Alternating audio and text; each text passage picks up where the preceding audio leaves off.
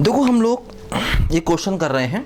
देखो ध्यान दो, जैसे ये क्वेश्चन हमें करना है y equal to A X plus B Y X और a और b पॉजिटिव। इस फंक्शन का हमें रेंज निकालना है। देखो ध्यान दो, आपको याद होगा मैंने आपको फंक्शन पढ़ाते समय एक कॉन्सेप्ट बताया था कि y बराबर x plus one by x, है ना, मैंने बताया था आपको। अब देखो होता क्या है इस फंक्शन में y equal to X plus one by X में मैंने बताया था अगर x पॉजिटिव होता है तो x plus one by X greater equal to two होता है, और अगर x नेगेटिव होता है तो x plus one by X lesser equal to minus two होता है। ये बात मैंने आपको बताई थी पहले, है ना। और आपको याद होगा मैंने आपको इस फंक्शन का ग्राफ बताया था। देखो इस फंक्शन का ग्राफ कुछ ऐसे करके ये बनता है। देखो ये ऐसे करके ये इस फंक्शन का ग्राफ बनता है। ये वाला देखो जो पॉइंट होता है ये x इक्वल टू वन होता है, और ये वाला जो पॉइंट होता है ये x equal to minus one होता है ना। देखो क्या हो रहा है, अगर जैसे ध्यान दो यहाँ पर हम लोग x इक्वल टू वन रखते हैं, देखो x इक्वल टू वन रख दें तो देखो y की वैल्यू टू हो जाएगी। देखो ये वाली वैल्यू देखो y की टू है, और अगर हम इसी में x equal to minus one रख दें देखो y की वैल्यू माइनस टू हो जाएगी। देखो ये माइनस वन रखने पर देखो y की वैल्यू माइनस टू। देखो क्या होगा, अब देखो पूरे फंक्शन को देखो, देखो ये पूरा फंक्शन टू से ज़्यादा वैल्यू ले रहा है या फिर माइनस टू से कम वैल्यू ले रहा है। देखो अगर x को पॉजिटिव ले रहे हैं तो पूरे फंक्शन की देखो वैल्यू टू से ज़्यादा है, और अगर x को नेगेटिव ले रहे हैं देखो क्या हो रहा है, पूरे फंक्शन की देखो वैल्यू माइनस टू से कम है। बोलो, है ना। अगर हम x को पॉजिटिव वैल्यू देंगे देखो पूरे फंक्शन की वैल्यू टू से ज़्यादा है, और अगर हम x को नेगेटिव वैल्यू देंगे देखो पूरे फंक्शन की वैल्यू माइनस टू से कम है। ठीक है, ये मैंने आपको बताया था उस समय ग्राफ बना करके, ये कॉन्सेप्ट मैंने आपको समझाया था, है ना। तभी देखो ऐसा हो रहा है x पॉजिटिव पर इसकी वैल्यू टू या टू से ज़्यादा है, इसकी वैल्यू मतलब पूरे y की वैल्यू, और x नेगेटिव पर देखो इसकी वैल्यू टू या माइनस टू से कम है, मतलब पूरे y की देखो वैल्यू। देखो x पॉजिटिव पर पूरी वैल्यू टू से ज़्यादा है और x नेगेटिव पर पूरी वैल्यू माइनस टू से कम है। वैल्यू का मतलब y की वैल्यू, फंक्शन की वैल्यू मतलब क्या होता है बोलो, y की वैल्यू। देखो ये यहाँ पर ग्राफ से हमको दिख रहा है और ये डायरेक्ट भी हमको मालूम है। देखो होता क्या है, ये जो पॉइंट्स हैं वन और माइनस वन, देखो जैसे अगर हम इस फंक्शन का डिफरेंशिएशन कर दें, देखो जैसे अगर हम डी वाई डी एक्स निकालेंगे तो क्या आएगा, one minus one by X square. अगर हम डी वाई डी एक्स को ज़ीरो कर देंगे तो देखो क्या होगा, one minus one by X square बराबर ज़ीरो, तो X square minus one by X square equal to zero, X square minus one बराबर zero, X square equal to one, X equal to plus minus one. देखो ये यही points आ गए, एक point आ गया x equal to one और एक point क्या आ गया बोलो, x equal to minus one. ये वाले देखो पॉइंट्स आ गए, वन और माइनस वन देखो आ गए। देखो वन पर वैल्यू मिनिमम है टू, और माइनस वन पर देखो इधर से ये वैल्यू क्या हो गई, माइनस टू। मतलब पूरे फंक्शन की वैल्यू या तो देखो वन पर क्या मिला, लोकल मिनिमा, और माइनस वन पर क्या मिला बोलो, लोकल मैक्सिमा। अब देखो एक बड़ी इंटरेस्टिंग बात यह है कि वन पर लोकल मिनिमा मिला और माइनस वन पर लोकल मैक्सिमा मिला, लेकिन देखो जो मिनिमा की वैल्यू है वो टू है और जो मैक्सिमा की वैल्यू है वो माइनस टू है। मतलब लोकल मैक्सिमा लोकल मिनिमा से छोटा है। देखो x बराबर वन पर वैल्यू क्या मिली, टू, देखो ये है लोकल मिनिमम वैल्यू, है ना। और x बराबर माइनस वन पर वैल्यू क्या मिली, माइनस टू, देखो ये क्या है, ये है लोकल मैक्सिमम वैल्यू। तो देखो इंटरेस्टिंग बात ये है कि वन पर लोकल मिनिमम है और लोकल मिनिमम वैल्यू टू है, माइनस वन पर लोकल मैक्सिमम है और ये वैल्यू माइनस टू है।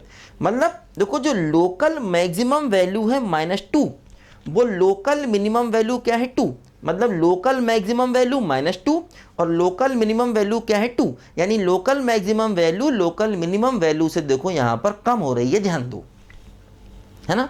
और ऐसा क्यों हुआ, देखो ऐसा यहाँ पर हुआ है इस फंक्शन के अपने नेचर की वजह से। तो मतलब एक बात ये ध्यान रखो कि local maximum value local minimum value से कम भी हो सकती है। हाँ, absolute maximum value absolute minimum value से ज़्यादा होगी, ये बात ध्यान दो। देखो जैसे अब इसका डिफरेंशिएशन दो पॉइंट्स पर जीरो है, तो एक पॉइंट पर मैक्सिमा मिला, एक पॉइंट पर मिनिमा, लेकिन ये मैक्सिमा मिनिमा अब्सोलूट मिनिमा नहीं है, क्योंकि ये फंक्शन देखो इन्फिनिटी और माइनस इन्फिनिटी पर जा रहा है। देखो इसका अब्सोलूट मैक्सिमा कहाँ होगा, इन्फिनिटी पर, और अब्सोलूट मिनिमा कहाँ होगा बोलो, माइनस इन्फिनिटी पर। देखो मतलब अब देखो यहां पर बड़ी इंपॉर्टेंट बात यह है कि डिफरेंशिएशन को जीरो करने से जो हमें x मिला है उस पर लोकल मैक्सिमा और लोकल मिनिमा तो मिल रहा है। देखो जैसे 1 पर आपको लोकल मिनिमा मिलेगा, अगर आप डबल डेरिवेटिव निकालोगे तो वो पॉजिटिव आएगा। जैसे अगर आप डबल डेरिवेटिव निकालोगे उसमें 1 रखोगे तो पॉजिटिव आएगा, मतलब लोकल मिनिमा है 1 पर। और इसी प्रकार अगर आप डबल डेरिवेटिव -1 पर निकालोगे तो वो नेगेटिव आएगा। देखो लोकल मैक्सिमा है -1 पर। तो आपको डिफरेंशिएशन जीरो करने से 2 पॉइंट्स मिले, एक पर मैक्सिमा एक पर मिनिमा मिला, लेकिन वो मैक्सिमा मिनिमा इसके एब्सोल्यूट नहीं है, क्योंकि देखो 0 पर ये फंक्शन इन्फिनिटी पहुंच रहा है। इसीलिए देखो मैंने पहले भी आपको ऐसे क्वेश्चन कराए थे जहां पर आपको डिफरेंशिएशन जीरो मिलता था और जो मैक्सिमा मिनिमा मिलता था उसको हम एब्सोल्यूट मैक्सिमा एब्सोल्यूट मिनिमा कह दिया करते थे, क्योंकि वहां पर फंक्शन इन्फिनिटी पर नहीं जा रहा होता था। ध्यान दीजिए, है ना, वहां पर हम लोग जो पॉइंट्स मिलते थे उस पर मैक्सिमा मिनिमा मिलता था, उसको हम लोग एब्सोल्यूट मैक्सिमा या एब्सोल्यूट मिनिमा कह दिया करते थे, क्योंकि उन पॉइंट्स पर जो फंक्शन हो रहे थे देखो वो ऐसे फंक्शन थे जो इन्फिनिटी पर नहीं जाते थे, है ना। वो जो फंक्शन थे वो इस प्रकार के फंक्शन थे कि किसी भी पॉइंट पर उनकी वैल्यू इन्फिनिटी या माइनस इन्फिनिटी पर नहीं जा रही थी। लेकिन देखो ये जो फंक्शन है, अगर हम x को 0 रखेंगे तो इसकी वैल्यू इन्फिनिटी पर जाएगी, एक तरफ से प्लस इन्फिनिटी जाएगी, एक तरफ से माइनस इन्फिनिटी जाएगी। इसीलिए इन पॉइंट्स को लोकल मैक्सिमा और लोकल मिनिमा ही कहेंगे, एब्सोल्यूट मैक्सिमा एब्सोल्यूट मिनिमा नहीं कहेंगे। ध्यान दो। अच्छा रही बात देखो ग्राफ की, ये ग्राफ कैसे आया मैंने पहले बताया था। देखो डिफरेंशिएशन चेक करो, है ना, ये ग्राफ मैंने पहले समझाया था कैसे आपको आया। देखो क्या हो रहा है, जैसे ये फंक्शन है अपने पास, अगर हम इसमें देखो 0 पर राइट हैंड लिमिट निकालें तो x + 1/x है, ठीक है। देखो ये क्या होगा 0, और राइट साइड से 1/x क्या होता है, इन्फिनिटी। देखो 0 पर इस फंक्शन की राइट हैंड लिमिट इन्फिनिटी है ना। अगर हम 0 पर इसी फंक्शन की देखो लेफ्ट हैंड लिमिट निकालें तो क्या होगा, देखो ये तो हो जाएगा 0, x की वैल्यू चाहे राइट से लो चाहे लेफ्ट से लो 0 ही होगी 0 पर। लेकिन 0 पर 1/x होता है माइनस इन्फिनिटी, देखो ये पूरा हो जाएगा माइनस इन्फिनिटी। मतलब अगर हम x = 0 पर लेफ्ट हैंड लिमिट देखेंगे तो ग्राफ कहाँ जा रहा है, देखो माइनस इन्फिनिटी पर जा रहा है। अगर हम 0 पर राइट से देखेंगे देखो फंक्शन कहाँ जा रहा है, प्लस इन्फिनिटी पर। अगर हम 0 पर लेफ्ट से देखेंगे फंक्शन कहाँ जा रहा है, बोलो माइनस इन्फिनिटी पर जा रहा है। देखो ध्यान दो, ठीक। तो देखो 0 पर राइट हैंड लिमिट इन्फिनिटी और 0 पर लेफ्ट हैंड लिमिट क्या हो गई, बोलो माइनस इन्फिनिटी हो गई। ध्यान दीजिए, ठीक है। अच्छा इसी प्रकार अगर हम x को इन्फिनिटी ले जाएंगे तब भी फंक्शन इन्फिनिटी जाएगा। देखो x को इन्फिनिटी रखो, इन्फिनिटी + 1/∞ मतलब 0। देखो जैसे अगर हम x को इन्फिनिटी ले लेंगे, इन्फिनिटी पर देखो इसकी लिमिट लेंगे तो क्या होगा, देखो इन्फिनिटी + 1/∞ मतलब इन्फिनिटी + 0 मतलब इन्फिनिटी।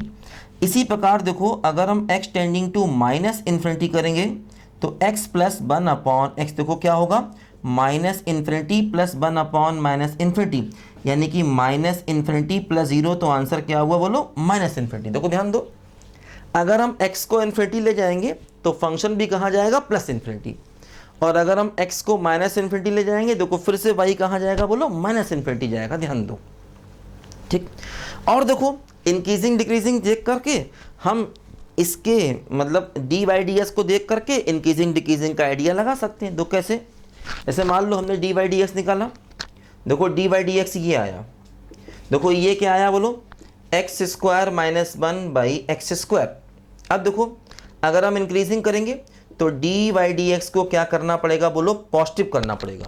मतलब देखो यहाँ से क्या होगा, x² - 1/x² पॉजिटिव, यानी x - 1 × x + 1/x² पॉजिटिव। देखो अब जैसे x² तो हमेशा ही पॉजिटिव है, न्यूमरेटर को पॉजिटिव होना चाहिए, है ना।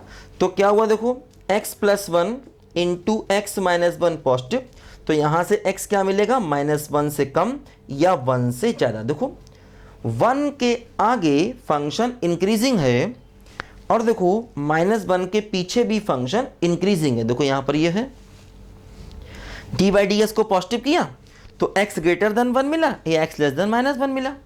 देखो 1 के आगे फंक्शन इंक्रीजिंग है और -1 के पीछे भी देखो फंक्शन इंक्रीजिंग है। इसी प्रकार डी बाई डी एस को निगेटिव करेंगे तो मिलेगा -1 और 1 के बीच में।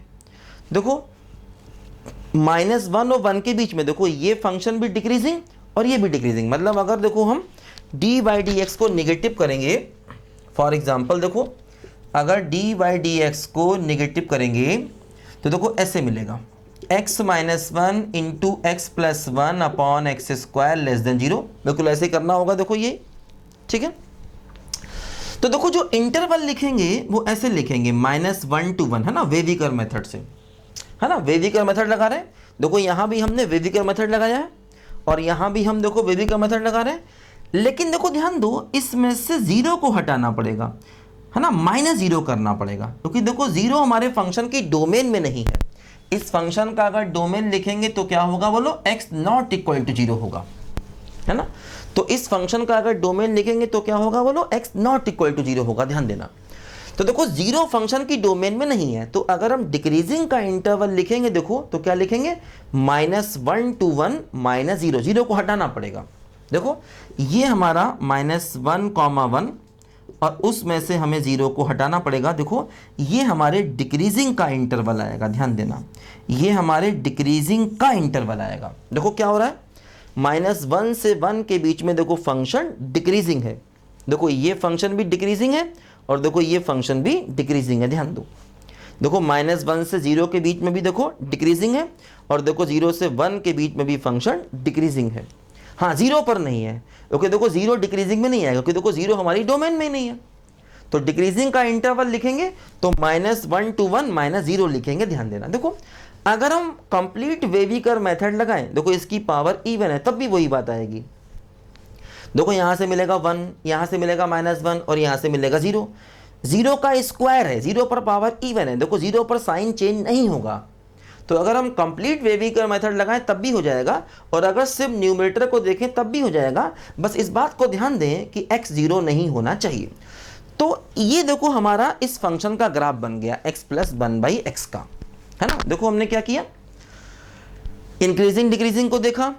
अब देखो क्लियर यहाँ पर है कि अगर हम 1 के लेफ्ट टू राइट जाएंगे तो डी बाई डी एस क्या होगा, देखो निगेटिव टू पॉजिटिव। तो देखो 1 पर लोकल मिनिमा है, और देखो -1 पर लेफ्ट टू राइट जाएंगे तो देखो डी बाई डी एस क्या होगा, पॉजिटिव टू नेगेटिव, देखो ये लोकल मैक्सिमा है। तो ये ग्राफ हमने पहले भी बनाया था और ये फंक्शन मैंने पहले भी आपको समझाया था, बस हमने थोड़ा आपको और अच्छे से रिवाइज करा दिया लिमिट वगैरह बता करके, जिससे इंक्रीजिंग डिक्रीजिंग बता करके, है ना, मैक्सिमा मिनिमा बता करके, जिससे थोड़ा हमारा रिव्यू हो जाए, है ना। तो ये इस फंक्शन का ग्राफ x प्लस 1/s का ग्राफ हमें दिमाग में हमेशा रखना है, ये ग्राफ याद रखना है ना। हर ग्राफ याद नहीं कर सकते, लेकिन कुछ इंपॉर्टेंट ग्राफ याद रखने हैं, जैसे साइन है, कॉस है, मॉडुलस है ना, लॉग है, sine inverse, cos inverse, exponential है। वैसे ये ग्राफ भी हमें दिमाग में रखना है, ध्यान दो। लिखो जरा बच्चों ध्यान से इसको, फिर मैं आपको इस क्वेश्चन के बारे में कुछ बातें समझाता हूँ।